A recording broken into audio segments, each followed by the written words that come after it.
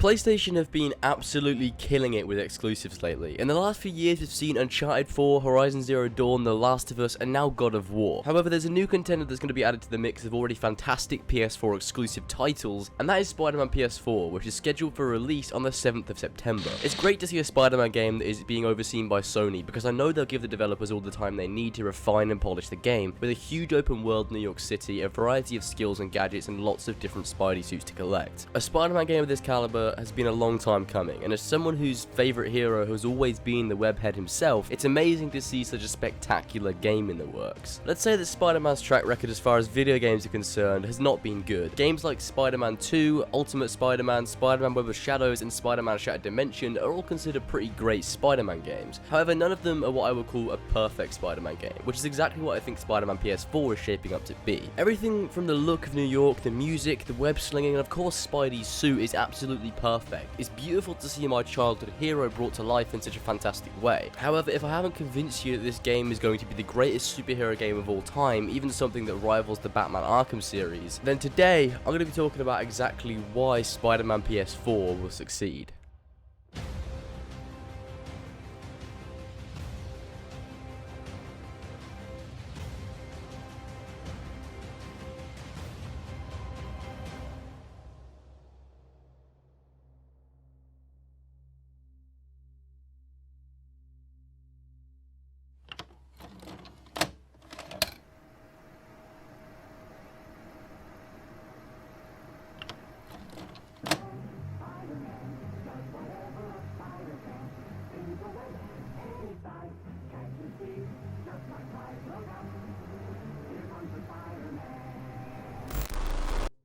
Something I've noticed from all the gameplay and trailers is that Spider-Man PS4 completely captures the essence of Spider-Man. Whether you read the comics, watch the cartoons, or only knew about Spider-Man from the movies, it's safe to say that Spider-Man PS4 captures elements from all of the depictions of Spider-Man. His spider suit seems like a mixture of the suit from Civil War and Spider-Man Homecoming, and his suit from Dan Slott's relaunch series of Amazing Spider-Man comics, minus the green lighting of course. The soundtrack is very reminiscent of Danny Elfman's compositions for the original Spider-Man movies, and I think this orchestral heroic music perfectly captures what Spider-Man is about and is complemented by the scale of the city. It makes everything feel grand. Lastly, the depiction of Spider-Man's personality in this game is very reminiscent of the Spider-Man from the 90s cartoons. He's more of a leader character and seems to be a lot more clear thinking than how he's depicted in the MCU. Don't get me wrong, I love Tom Holland and his depiction of Spider-Man. He's definitely my favourite movie incarnation of the character. However, I think the 90s cartoons really captured Spider-Man's character perfectly, although they do take place when he's an adult opposed to the recent movies that take place when he's an adolescent. What I'm trying to say is Spider-Man PS4 is a mashup of all of the different aspects of Spider-Man. The developers are clearly huge fans of Spider-Man and took inspiration from their favourite iterations of the web slinger and mashed it all into one to create their perfect Spider-Man experience, which is why this game is going to be so good. It's crafted by a team of passionate people who are for the most part just fans of a superhero. They're not looking for a quick buck, they're not trying to exploit the Spider-Man name, which is done too often. They're just fans of Spider-Man who want to make an experience that they know other fans will love, and Sony has given them the tools to do so. The reason why they captured the essence of Spider-Man so well is because they are fans and therefore understand the fundamentals of the character. Too often have we gotten a Spider-Man that's too comical or too serious because it seems like no one understands the character anymore, only the fans, which is why it's so great that passionate people that get exactly what Spider-Man is are working on this game. I really think it's going to be the perfect Spider-Man game, possibly even the perfect superhero game.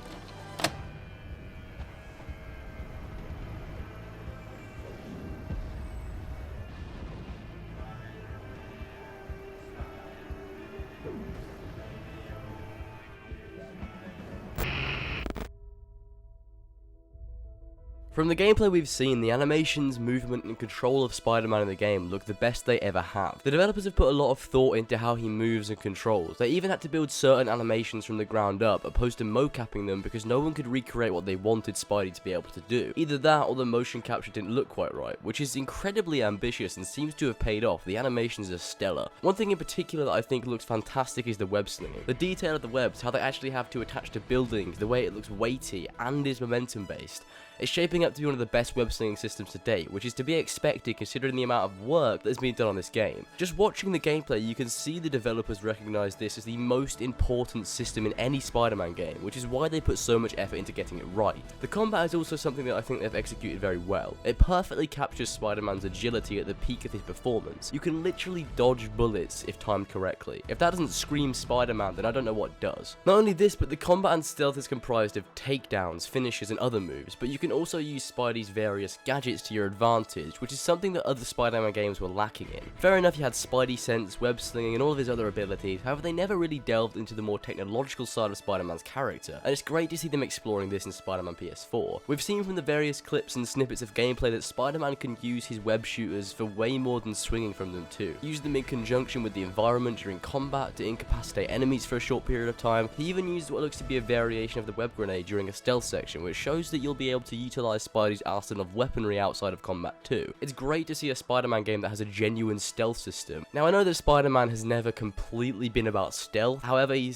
definitely needs to do things without being seen sometimes, and if you do enjoy playing games stealthily, then you can definitely play as stealthy Spider-Man if you want. Something that really blows me away is what we've heard of the customization. As we know, Spider-Man has many suits in the different iterations of his character, and they're including a lot of Spidey's most iconic suits into Spider-Man PS4. These include his advanced Spider-Man suit that we've seen from the gameplay, Spider-Man's classic suit which you get at the beginning of the game, the Spider-Punk pre-order bonus suit, the Iron Spider from Avengers Infinity War, the homemade suit from Spider-Man Homecoming, and the Spider-Man Noir suit. The developers also confirmed that there will be many suits from the movies making an appearance in this game, and I can almost guarantee that there will be the Sam Raimi Spidey suit from the original trilogy, the Amazing Spider-Man 2 suit, and the Homecoming Stark suit. There will be about 24 suits from the game's launch, and I'm sure they will add more to the game throughout its life cycle, which is incredibly exciting. The suits also aren't just cosmetic, they actually have various abilities. The Spider-Punk suit allows a player to unleash an area of effect attack. I'd assume the Iron Spider suit would allow you to take more damage or use the mechanical legs that can extend out of the back of the suit. What I'm trying to say is that all the suits have unique abilities and are not only cosmetic, which I think makes them more worthwhile. The suits also aren't acquired by collecting spider symbols or completing challenges like in previous games. You actually craft them with materials you collect by completing missions and side quests. If you play a mission, your performance in that mission will be ranked, and you'll be rewarded depending on how well you did. This means that the faster or more efficiently you complete missions, the more materials you can get, which you can use to craft better suits. I think this is a great system because not only is it an actual system in the game, but it also makes you work for the suits opposed to just giving them to you. The game looks absolutely fantastic, from the web slinging and combat right down to the customization. They've thought long and hard about the mechanics in the game, and it's great to finally see a Spider-Man game that captures exactly what it would feel like to be Spider-Man.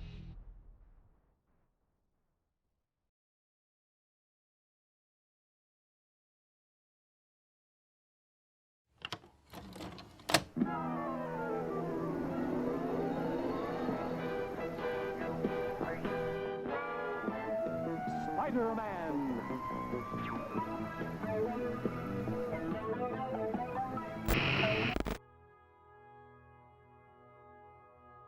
As we all know, Spider-Man has one of the best rogues galleries in all of superheroes, second to only Batman, I'd say. The developers of Spider-Man PS4 have already said that they plan on having lots of iconic Spider-Man villains throughout the course of the game, and I couldn't be more excited to hear this. We already know enemies like Mr. Negative and Kingpin, aka Wilson Fisk, will make an appearance in the game, however I'm not convinced that these would be the only villains to show up. Something that Sony do with their exclusives is show gameplay and trailers from the first few hours of the game, and make the audience believe that the majority of the game is being shown. I reckon the same is happening here with Spider-Man PS4, and that the villains we see here only show up in the first few hours, and there are more introduced later down the line. I'd love to see villains like Vulture, Green Goblin, Mysterio, Scorpion, Rhino, Black Cat, and maybe Venom if they can pull off a symbiote arc. Obviously having all of these villains would be messy, but seeing a handful of these villains would be absolutely amazing. Any combination of villains usually works in Spider-Man because the Spider-Man villains are absolutely fantastic, even the less known ones. I'd honestly be happy with any villains that they happen to include in this game because I know they'll do them justice, although I would really like to see Venom.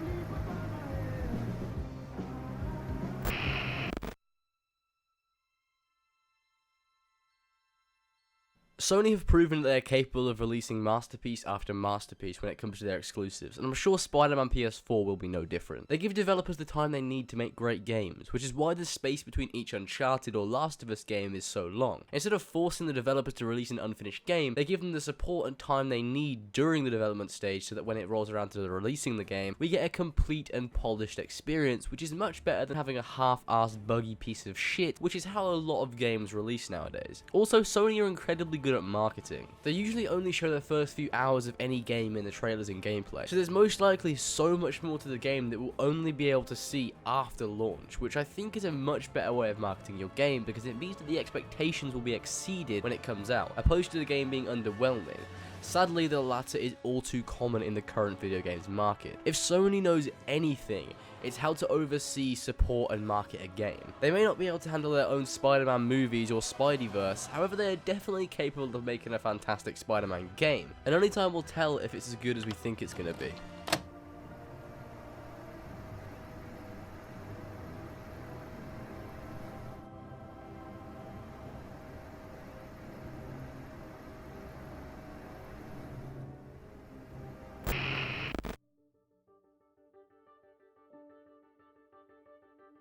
I think the Spider-Man PS4 is going to be the Spider-Man game we've wanted ever since we fell in love with the character as kids. It doesn't matter whether you've only seen the MCU Spidey, or you first saw the character in the Sam Raimi trilogy, or the cartoons, or even if you started with reading the comics. We can all appreciate that Spider-Man PS4 has had some impressive time and effort put into it. As a huge fan of Spider-Man and Marvel in general, I want to say thank you to Insomniac and Sony for doing something that everyone else has failed to do, which is bring us the Spider-Man game that we deserve.